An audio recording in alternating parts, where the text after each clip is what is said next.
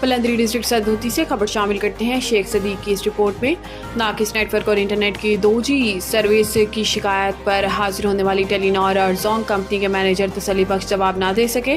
District magistrate Sudhnoti راجہ صداقت حسین نے جیز company کے پونچھ ڈویژن میں تعینات مینیجر کی عدم حاضری پر وارنٹ گرفتاری جاری کرتے ہوئے آئندہ گرفتار کر کے پیش کرنے کا حکم جاری کر دیا۔ پلندری کے وکلاء تنویر احمد قریشی ایڈوکیٹ اور دیگر کی موبائل کمپنیوں کی ناقص سروس کے خلاف درخواست کی سماعت کے موقع پر ٹیلی نار اور زونگ کمپنیوں کے مینیجرز پیش ہوئے، جنہوں نے اپنے بیانات قلم بند کروائے۔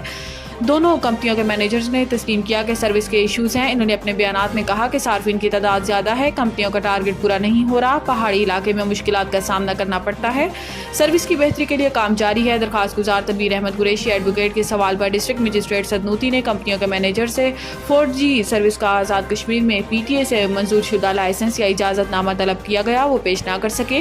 ڈسٹرکٹ مجسٹریٹ سدنوتی نے کمپنیوں کے مینیجر سے کہا کہ یہ عوامی انٹرنیٹ کا معاملہ ہے، عوام کو سروس کی فراہمی میں مشکلات کا سامنا ہے جس کا حل کرنا پڑے گا۔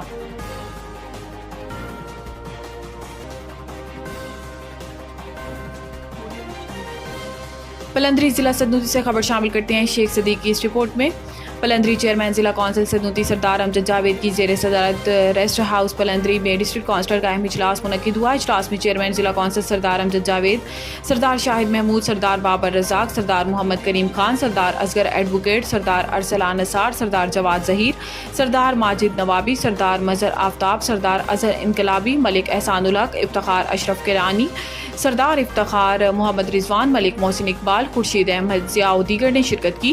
اجلاس میں تمام منتخب ممبران نے متفقہ قرارداد کے ذریعے حکومت آزاد کشمیر سے مطالبہ کرتے ہوئے کہا کہ آٹے کی ایلوکیشن سدنوتی کی آبادی کے مطابق دی جائے اور ایلوکیشن بڑھائی جائے، اس میں کمی کسی صورت قابل قبول نہیں۔ پرائس کنٹرول کمیٹی چیزوں کی قیمتوں میں کمی لائے اور لوگوں کو زیادہ سے زیادہ ریلیف فراہم کرے۔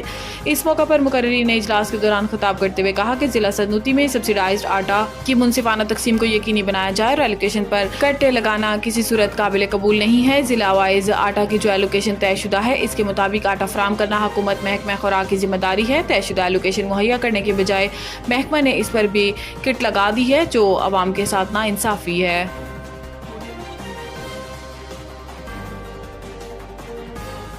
رپورٹ متعلق عوامی رابطہ مہم علاقہ تھانہ سٹی راولپنڈی سر امروز بحکم افسران بالا عوامی رابطہ مہم کے سلسلے میں اجمل شاہین SI صاحب نے جامعہ مسجد فتح خان نز کمیٹی جوگ لوگوں کو پولیس کی طرف سے عوام کو دی جانے والی سہولیات، تحفظ سینٹر، مساق centre, 1787 app, Zainab app, women safety app, virtual police station app وغیرہ کے بارے میں آگاہی دی گئی ہے کہ کیسے ان ایپس کو استعمال کر کے استفادہ حاصل کیا جا سکتا ہے۔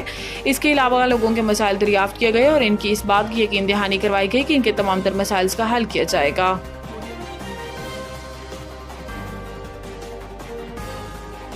جناب سردار افضل شاہین صاحب کا تعلق پلندری ٹاؤن ضلع سدنوتی سے ہے۔ افضل شاہین صاحب صدر health employees organization Azad Kashmir ہیں۔ انہوں نے محکمہ صحت عامہ میں پیرامیڈیکل سٹاف کو 1 سے 19 تک سروس اسٹرکچر دلوایا، پھر ملازمین صحت عامہ کی 100% تنخواہیں بڑھائیں، ہزاروں کے حساب سے مختلف ملازمین کے پروموشن میں اپنا کردار ادا کیا۔ ضلع سدنوتی کے اندر بہت سے کمزور ملازمین کا سہارا بنے اور ان کے شانہ بشانہ ان کے حق کی بات کی۔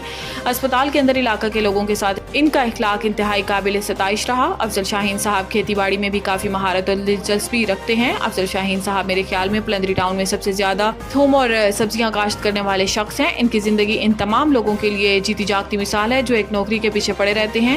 ان کے سالانہ آمدنی کا خاص حصہ کاشتکاری میں حاصل ہوتا ہے۔ امید ہے میری اس تحریر کے بعد افضل شاہین صاحب خود لوگوں کو کاشتکاری کی طرف مائل کریں گے۔ اللہ تعالیٰ افضل شاہین صاحب کو صحت، زندگی اور ایمان والی لمبی زندگی عطا فرمائے۔ سوشل ورکر ریاض مغل نے نمائندہ 9 نیوز سے گفتگو کرتے ہوئے کہا کہ غریب محنت کش طبقہ پورا سال بجٹ میں ملنے والی سہولیات اور بے روزگاری کے خاتمے کے لیے بننے والی حکومت کی پالیسیز کا شدت سے منتظر رہتا ہے۔ حکومت پاکستان اشیاء خوردونوش کی قیمتوں میں کمی کے لیے پلاننگ کر رہی ہے۔ بہت سی اشیاء کی قیمتوں میں نمایاں کمی ہوئی ہے جو حکومت پاکستان کا احسن اقدام ہے۔ اس کے ساتھ ہی آئندہ بجٹ میں حکومت کو بے روزگاری کے خاتمے کے لیے بھی عملی اقدامات اٹھانے کی اشد ضرورت ہے۔